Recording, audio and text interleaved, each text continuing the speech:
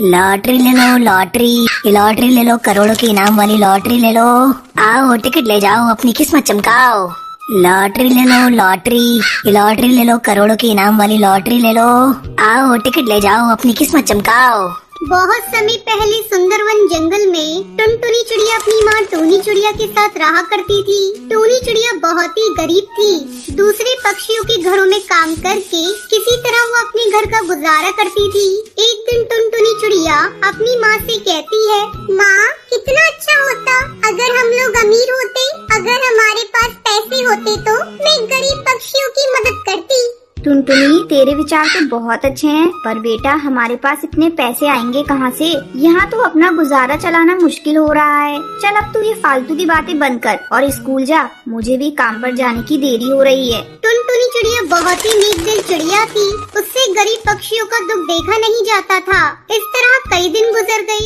एक दिन टुनटुनी चिड़िया अपनी सहेली पिंकी चिड़िया के साथ जंगल में घूम रही थी। तभी उसे एक लॉटरी वाले की आवाज सुनाई देती है। लॉटरी ले लो लॉटरी, लॉटरी ले लो, करोड़ों की इनाम वाली लॉटरी ले लो। आओ टिकट ले जाओ, अपनी किस्मत चमकाओ। लॉटरी ले लो लॉटरी, लॉटरी ले लो, करोड़ों की इनाम वाली लॉटरी ले लो। आओ टिकट ले जाओ, अपनी किस्मत चमकाओ।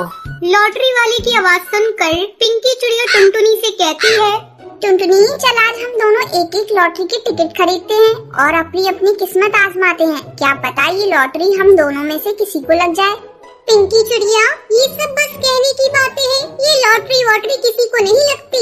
इसे खरीदने से केवल पैसे बर्बाद होते हैं। मुझे कोई टिकट नहीं खरीदनी। ठीक है टुनटुनी, तेरा मन नहीं है तो तू मत खरीद, लेकिन मैं तो खरीदूंगी। क्या पता ये लॉटरी मुझे ही निकल आए। ऐसा कहकर पिंकी चिड़िया लॉटरी वाले के पास जाती है।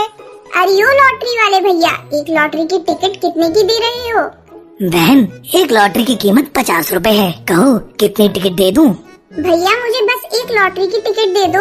पिंकी चिड़िया एक लॉटरी का टिकट ले लेती है। फिर वो टुनटुनी से कहती है, टुनटुनी मेरे पास 50 रुपए हैं। मैं इससे तेरे लिए एक टिकट ले रही हूँ। क्या पता तेरी किस्मत में करोड़पति बनना लिखा हो। तू ये टिकट लेने से मना मत करना। मैं इसके पैसे तुझसे नहीं मांगूंगी। टुनटुनी चिड़िया के लाख मना करने पर भी पिंकी चिड़िया उसे टिकट खरीद कर दे देती है। फिर दोनों अपने अपने घर चली जाती हैं। एक हफ्ते बाद लॉटरी का रिजल्ट निकलने वाला था। जल्दी ही एक सप्ताह बीत जाता है। एक दिन पिंकी चिड़िया टुनटुनी के साथ लॉटरी वाले के पास जाती है और उससे लॉटरी के रिजल्ट के बारे में पूछती है। तब लॉटरी वाला बताता है, बहन टुनटुनी की लॉटरी की इनाम निकल गई है। ये लो इनाम की राशि टुनटुनी बहन, तुम करोड़पति बन गई हो। टुनटुनी को ये विश्वास नहीं हो रहा था कि उसे 1 करोड़ की लॉटरी लग गई है। अरे टुनटुनी तू कहाँ खोई है? तू करोड़पति बन गई है। क्या करेगी तू इतने रुपयों का? पिंकी तुझे पता है मैं हमेशा से ये सोचती थी कि काश मेरे पास पैसा होता तो मैं गरीब पक्षियों की मदद करती। मुझे तो विश्वास ही नहीं हो रहा है कि भगवान ने मेरी सुन ली। मेरी 1 करोड़ की लॉटरी लग गई। अब मैं ये सारे पैसे ले जाकर अपनी माँ को दूंगी। फिर माँ जैसा कहेंगी मैं वैसा करूँगी। ठीक है टुनटुनी, तू अब अपने घर जा। टुनटुनी अपने घर आती है और सारे पैसे अपनी माँ को देती है। इतने सारे पैसों को देखकर टूनी चिड़िया आश्चर्यचकित हो जाती है। फिर टुनटुनी उसे सारी बात बताती है।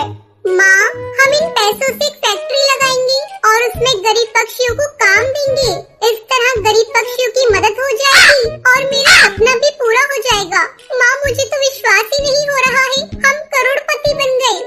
ठीक है टुनटुनी, तू जैसा कहेगी वैसा ही होगा। कुछ ही दिनों में दोनों माँ बेटी मिलकर एक बड़ी सी फैक्ट्री लगाती हैं और उसमें जंगल के गरीब पक्षियों को काम देती हैं। इस तरह टुनटुनी चिड़िया गरीबों की मदद करते हुए खुशी खुशी अपना जीवन बिताने लगती है।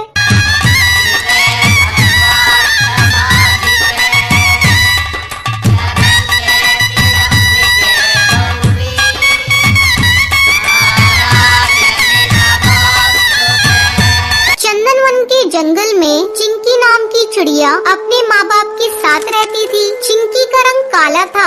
उसके माँ बाप उसे ताने दिया करते थे। माँ, ये लो पानी, आज गर्मी ज्यादा है। तुम बाजार से आई हो ना तो प्यास लग गई होगी। ला दे, जा जाकर घर के काम देख। ठीक है माँ, मैं अभी जाती हूँ। अरे भगवान, इसके चेहरे पर लगाने के लिए क्रीम लाई भी हो या नहीं? क्रीम? कैसी क्रीम? गोरा बनाने वाली क्रीम, इसका रंग काला है और मुझे यही चिंता सता रही है। यह अभी तो बच्ची है और बड़े होने पर कौन इससे शादी करेगा।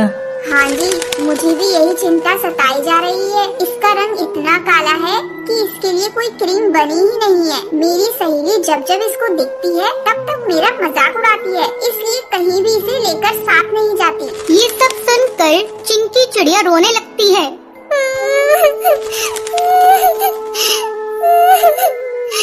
हे भगवान, तूने मुझे इतना काला क्यों बनाया? क्या काले पक्षी पक्षी नहीं होते? मेरे माँ बाप मुझसे नफरत करते हैं। अगर उनको मुझसे इतनी ही नफरत करनी थी तो क्यों नहीं मुझे जन्म के वक्त ही मार दिया उन्होंने? तभी चिंकी की माँ उसे आवाज लगाती है। अरे कर्मचारी, कब खाना बनाएगी? शाम होने को आई है और तू घोंसले में बैठी आराम फरमा रही है। आ रही हूँ माँ। चिंकी खाना बनाने लगती है। इसी तरह चिंकी सबके ताने सुनकर बड़ी हो जाती है। एक दिन चिंकी के पिता उसकी माँ से कहते हैं, बड़ी मुश्किल से चिंकी के लिए एक रिश्ता मिला है। लड़के की उम्र थोड़ी ज्यादा है लेकिन उसके पास बहुत पैसा है। चिंकी उसके घर जाएगी तो राज करेगी राज। ऐसा रिश्ता बार बार नहीं मिलेगा। टूनी चिंकी के पास जाकर उसे सारी बात बताती है। चिंकी, अपने चेहरे को जरा ठीक ठाक करके रखा कर। तेरे पापा ने तेरी शादी तय कर दी है। जल्दी ही हम तेरी शादी कर देंगे। लेकिन माँ, मेरी तो अभी पढ़ाई पूरी भी नहीं हुई है। कम से कम मुझे कॉलेज की पढ़ाई तो पूरी कर लेनी भी होती। मैं ये शादी अभी नहीं करूँगी। तुम पापा से कह दो, पहले मैं अपनी कॉलेज की पढ़ाई पूरी करूँगी, फिर उसके बाद शादी करूँगी। ये तू क्या कह रही है चिंकी? तुझे पता है ना, तेरे पापा की बात पत्थर की लकीर होती है और मुझे भी ये रिश्ता मंजूर है। तुझे पता भी है लड़का कितना अमीर है। तू रानी बनकर रहेगी। माँ, मुझे पैसे का क्या करना? मुझे पढ़ लिख कर IAS ऑफिसर बनना है। माँ, तुम किसी तरह पापा को समझाओ ना। चिंकी की माँ उसकी एक नहीं सुनती। अगले दिन लड़के वाले चिंकी के घर आते हैं। लड़के की माँ कहती है, बहन जी, अपनी लड़की को बुलाइए। अभी बुलाती हूँ बहन जी। चिंकी, ओ चिंकी, जल्दी से चाय लेकर आ। चिंकी चाय लेकर वहाँ आती है। ये देखिए बहन जी, आ गई हमारी बेटी चिंकी। ये क्या बहन जी, आपकी बेटी तो बहुत काली है। मुझे इस काली लड़की से अपने बेटे की शादी नहीं करनी। माँ, मुझे काली और गोरी चिड़िया से फर्क नहीं पड़ता। मुझे बस पढ़ी लिखी चिड़िया चाहिए।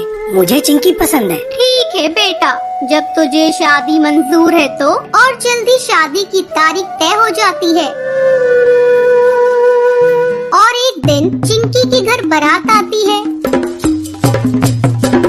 फिर धूमधाम से चिंकी की शादी उस कबूतर से हो जाती है।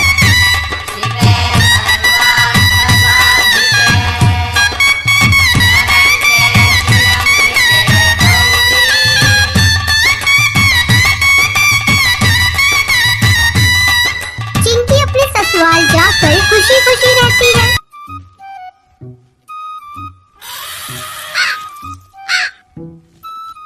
किसी जंगल में एक बहुत ही गरीब पति पत्नी रहा करते थे। एक दिन टुनटुनी टुन्नू से कहती है, टुन्नू जी, लगता है इस बार अपने घोंसले की मरम्मत करवानी होगी। चारों तरफ से घोंसला टूट फूट गया है। क्या करूं? जब भी बारिश होती है मेरा मन डर से फट जाता है। टुनटुनी, मैं तो यही सोच रहा हूँ कि अपने घर की मरम्मत जल्दी से करवा लूँ, लेकिन क्या करूँ? मेरे पास अभी इतने पैसे नहीं है कि मैं घर ठीक करा सकूँ। चिंता मत करिए जी, ज्यादा चिंता करने से तबीयत खराब हो जाएगी। हम गरीबों का क्या है, 2 वक्त की रोटी भी अच्छे से मिल जाए वही बहुत है। घर ठीक करवाने के लिए तो पैसे चाहिए और वो हम लोगों के पास नहीं है। अच्छा, जो होगा देखा जाएगा। ईश्वर की कृपा होगी तो जल्द ही हम लोग भी अपने मकान की मरम्मत करा लेंगे। वो लोग रोज अपने टूटे फूटे घोंसले की मरम्मत करने की बातें करते रहते थे, लेकिन वो इतने पैसे जुटा नहीं पा रहे थे जिससे वो अपने घोंसले की मरम्मत करा सके। अचानक एक दिन जोरों की बारिश होने लगती है। टुन्नू, अब हम लोग क्या करेंगे? देखो न कितनी तेज बारिश है। मुझे तो बहुत डर लग रहा है इस घोंसले में, कहीं कोई अनहोनी ना हो जाए। हमारी बेटी भी डर से बार बार रोए जा रही है। देखो, जोरों से बिजली चमक रही है और बादल भी गरज रहे हैं। मुझे तो बड़ा डर लग रहा है। टुनटुनी, डरो मत, जरूरी सामान बांध लो और चलो बारिश रुकने तक भाई के घर चलते हैं। उसका घर पक्का है, वहाँ किसी बात का डर नहीं होगा। हाँ जी, आप बात तो सही कह रहे हैं। लगता है हमें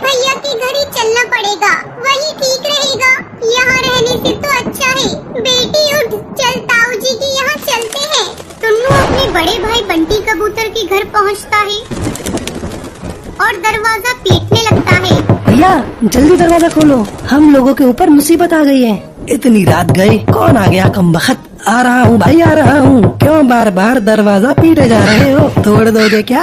अरे टुन्नू, तुम इतनी बारिश में यहाँ क्या करने आए हो? और ये क्या, तुम्हारे साथ तुम्हारी पत्नी और बेटी भी है? हाँ भैया, मेरा घोंसला कमजोर हो गया है। डर लग रहा है कि कहीं इस बारिश में गिर न जाए, इसलिए हम लोग आपके यहाँ बारिश रुकने तक रहने के लिए आए हैं। आप हमें अपने घर में आसरा दे दीजिए।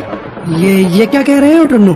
अगर मेरी पत्नी को ये बात पता चली तो वो मेरी जान खा जाएगी। नहीं नहीं, मैं तुम लोगों को अपने घर में नहीं रख सकता। जाओ कहीं और आसरा ढूंढ लो। भैया, आप ये क्या कह रहे हैं? आप तो हमारे अपने हैं, बस ज्यादा देर के लिए नहीं, बारिश रुकने तक हमें आसरा दे दीजिए भैया, आपकी बड़ी मेहरबानी होगी। नहीं नहीं, मैं तुम लोगों की कोई मदद नहीं कर सकता, तुम लोग यहाँ से जाओ। ये कहकर बंटी दरवाजा बंद कर देता है। हे भगवान, ये कैसी विडम्बना है, हमें अपना ही भाई आसरा नहीं दे रहा है। भगवान जल्दी से बारिश बंद कर दो। शायद भगवान ने इस गरीब की बातें सुन ली और बारिश थम गई। वो लोग अपने घर वापस जा रहे थे, तभी रास्ते में उन्होंने देखा कि एक पेड़ के नीचे एक धनवान कौवा निराश होकर खड़ा है। क्या हुआ भाई साहब, आप यहाँ उदास क्यों खड़े हैं? हाँ भाई साहब, क्या हुआ?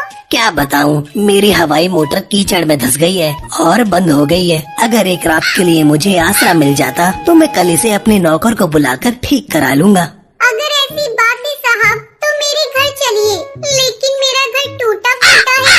अगर आपको ठीक लगे तो आप एक रात गुजार लीजिएगा।